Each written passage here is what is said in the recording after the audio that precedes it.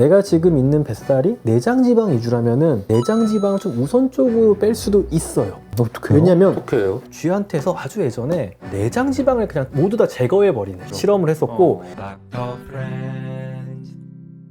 안녕하세요, 닥터 프렌즈입니다. 많은 분들이 이제 막 뱃살만 빼고 싶다 이런 얘기 진짜 많이 하잖아요. 엄청 많이 하죠. 네. 근데 이제 뱃살만 빼고 싶다라는 이야기를 하면 어떻게 생각해요? 안 될 것 같아요. 전체적으로 빼야 되지 않나요? 그러니까 어느 한 부위만 빼는 건 사기라고 했잖아요.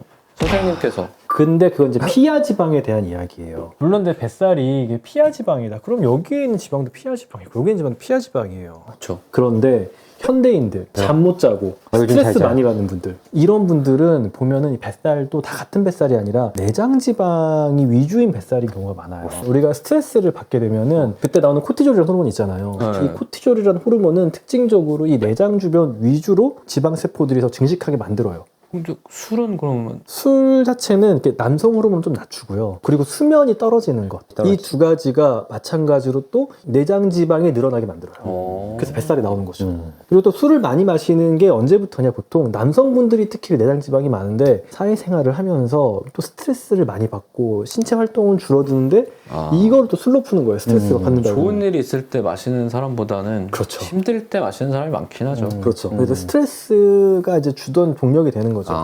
근데 그렇게 해서 내가 지금 있는 뱃살이 내장 지방 위주라면은 내장 지방을 좀 우선적으로 뺄 수도 있어요. 어떻게? 왜냐면 어떻게 해요? 실제로 연구에서도 내장 지방이 피하 지방보다 좀 빠르게 하는 방법들이 있다라는 게 있었어요. 근데 내장 지방이 더 위험한 거 아니에요? 그렇죠. 실제로 보통 남자가 90cm, 여자가 85cm 이상이면은 복부 비만이라고 이야기를 해요. 근데 얘가 두꺼워도 이게 실제 내장인지 피하 지방인지는 CT를 찍어봐야 제대로 알 수가 있어요. CT를 찍어봐야.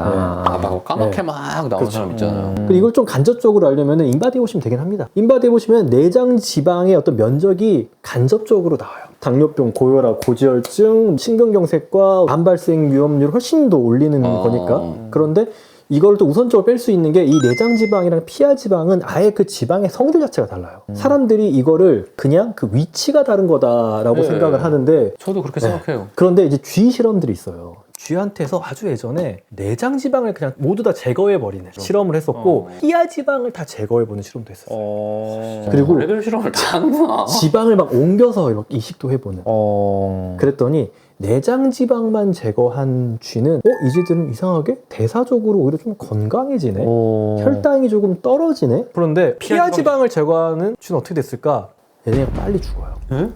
피하 지방을 제거했더니 체온 이런 건가? 그렇다기보다는 원래 피하 지방은 지방의 저장 창고잖아요. 그런데 피하 지방이 없어버리니까 이 지방산들이 갈 곳이 없어가지고 혈관, 심장, 근육으로 날아가서 지방 독성을 일으켜가지고 인슐린 저항성 생기고 대사질환 생기고 혈관 질환이 생겨가지고 얘네가 금방 죽어요. 그럼 지금 내장 지방을 어떻게 수술적으로 제거할 것인가를 연구해야 되는 거 아닌가? 그리고 또 재미있는 것 중에 하나가, 그럼 이거 내장 지방 이거 위치의 문제인가? 해가지고 이식. 근데 보니까 실제로 내장 지방 N에는 내보내는 물질도 좀 달라요. 훨씬 더 그 염증 물질들을 많이 내보내고 자체가 그 인슐린 저항성이 좀 있어요.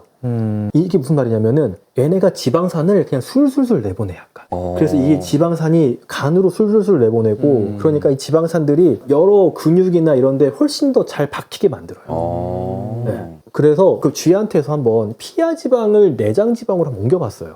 그랬더니 얘네가 오히려 내장으로 옮겼음에도 불구하고 혈당 수치도 좀 좋아지고 그리고 전체적인 지방의 양도 좀 떨어지는. 그래서 피하 지방은 약간 대사적으로 유리한 물질들을 내보내고요. 내장 지방 얘네는 자체적으로 우리 몸의 어떤 염증이나 인슐린 저항성이나 이런 거 올리는 물질들을 내보내요.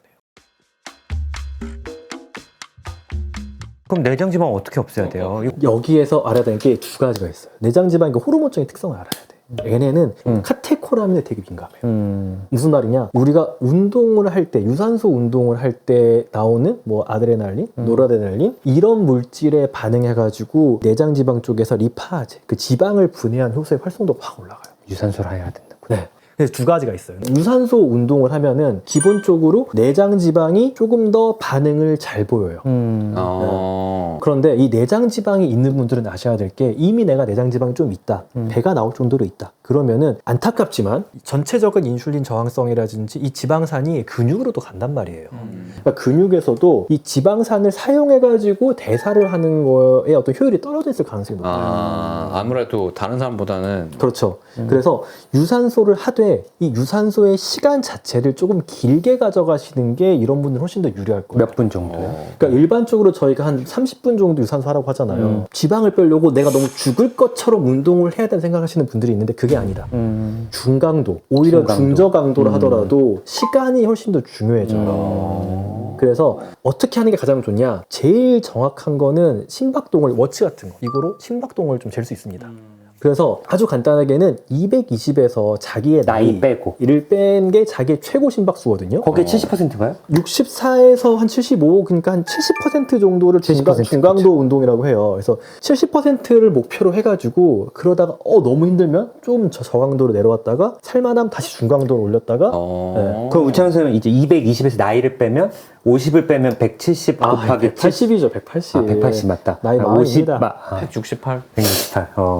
178. 178. 무슨 소리 하는지 잘 모르겠지만. 그게 이제 그 정도의 심장박동을 좀 30분 이상으로. 네, 30분 이상으로 하시는 게 좋고, 내가 워치가 없다 그러면은 보통 중강도 운동이 내가 운동을 하면서 이야기는 할 수 있는데 노래를 못하는 노래 거죠. 부르기 어렵다. 그래서 이제 군대에서 군가 부르잖아요, 우리가. 근데 군가 부르기 살짝 힘든 게 이제 중강도인 거예요. 내가 노래를 재밌게 부를 수 있으면 약간 저강도다. 보통 걸어갈 땐 노래 잘하잖아요. 그쵸, 우리가 그쵸, 걸어갈 그쵸. 때. 네, 네. 보람찬 하루. 근데 그렇게 하다가 너무 숨차면 다시 운동 강도를 조금 낮추고 시간을 적어도 40분, 50분 이렇게. 너무 길다. 매일 그러니까 이걸 그럼 일주일에 몇 번? 그러니까 제일 좋게는 한 5회 이상 해주는 게 제일 좋아요. 근데 이런 식으로 실제 유산소 운동을 해주잖아요. 그러니까 12주간 했던 걸 보면 내장 지방이 한 20% 감소하고 피하 지방은 5% 정도 감소. 그러니까 선생님 비율 그러면 자체가. 하나 더 질문 있습니다. 네. 그렇게 운동을 못해요. 시간이 없어서. 근데 만 한 3,000보 정도 걸어. 음. 그러면 내장 지방에는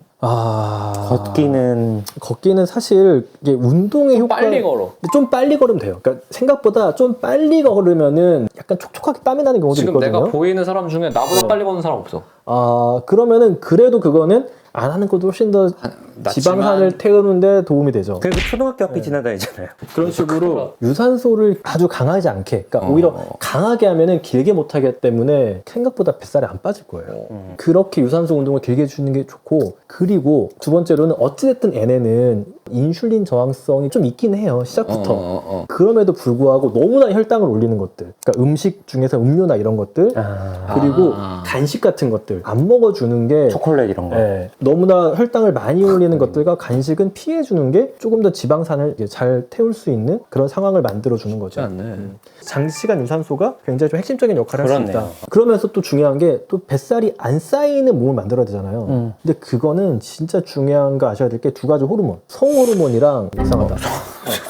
성호르몬과 스트레스 호르몬 이 두 가지. 왜냐면 이 두 가지가 성호르몬이 떨어지면은 내장 지방이 증가하게 되고요. 그리고 스트레스 호르몬이 올라가면은 이게 다 이 호르몬들의 어떤 그 수용차가 내장 쪽에 많아가지고 정말 내장 지방이 늘어날 수밖에 없어요.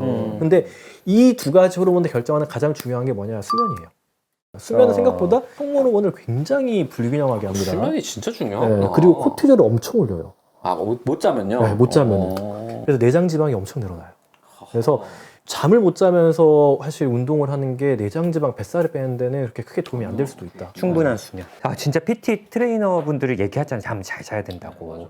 그런 게 맞네. 그러면은 이게 내장 지방 위주로 있었던 뱃살이라면은 비교적 다른데 피하 지방에 비해서 조금 더 빨리 빠질 수 있겠죠. 좋네. 네. 그리고 이게 더 건강에 안 좋으니까. 그쵸. 심지어 건강에 더 안 좋으니까. 시급하게 빼야겠네. 네. 내가 뱃살이 진짜 걱정이다. 잇몸 일으키기를 해서 여기에 근육에 자극을 주는 게 이게 사실 뱃살을 빨리 빼는 건 당연히 아니고 전신적인 이제 유산소를 하되 이게 특히 내장 지방에 더 효과적일 수 있다라는 이야기를 좀 해봤고요. 하기 싫은 운동을 해야 네. 되는구나.